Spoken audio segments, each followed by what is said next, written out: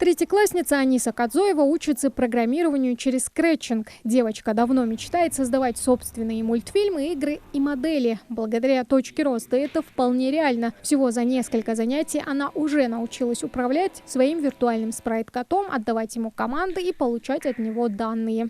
Нужно сначала нажать на вот эту вот кнопку «Спрайт 1» с вашим персонажем. Потом надо нажать на «Импорт». И тут, вот, к примеру, есть папки. Выбираешь какую-нибудь из папок, нажимаешь на нее, и тут попадаются разные цифры или костюмы.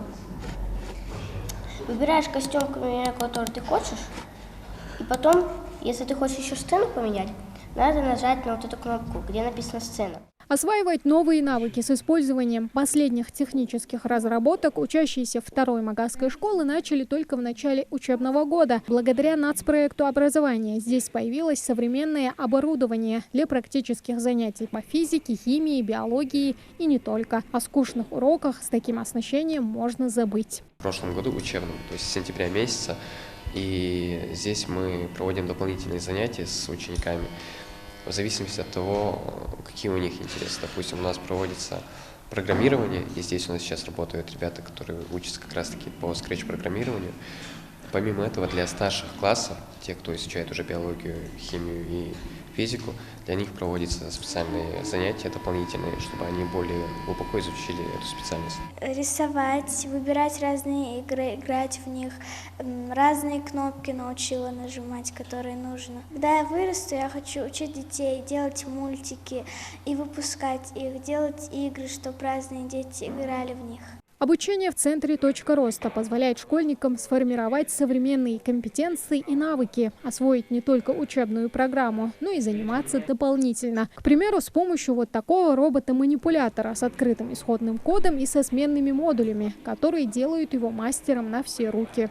Сын у нас работает на роборуке. Это рука, которая нам предоставляет возможность в данном случае захватывать объекты с помощью присоски.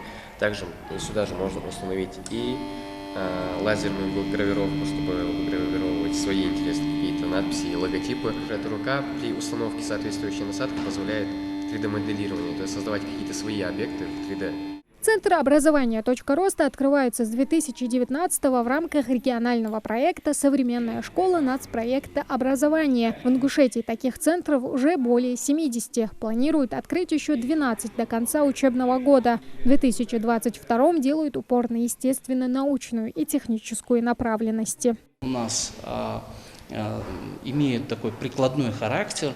Это вот 6 предметов получается в совокупности. Они все задействованы, и дети у нас получается, что они в стриме, в тренде по освоению цифровых технологий и новейшего оборудования лабораторного, что позволяет им лучше адаптироваться, лучше погружаться в предмет и лучше осваивать знания. Центры образования откроются по всей стране на базе сельских школ и малых городов. До конца 2024-го такие точки роста должны появиться практически во всех школах страны. Тамара Хшагульгова, Мухаммад Белакиев, Новости 24.